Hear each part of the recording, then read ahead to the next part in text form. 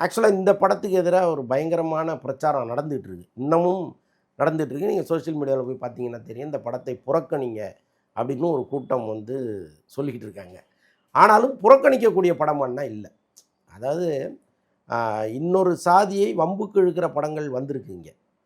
மாற்று சாதியினர் அதை பண்ணியிருக்காங்க. இவங்கள வந்து நிறையா விமர்சனம் பண்ணியிருக்காங்க.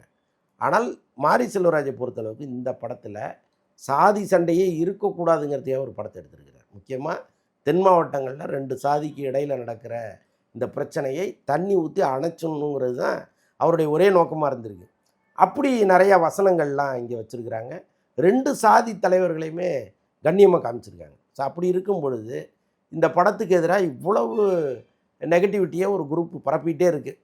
ஆனால் அதை தாண்டி இந்த படம் வந்து ஒரு பெரிய வெற்றி படமாக மாறி இருக்கு. இன்றைக்கி திருப்பூர் சுப்ரமணியம் ஒரு இன்டர்வியூ கொடுத்துருக்கிறார்.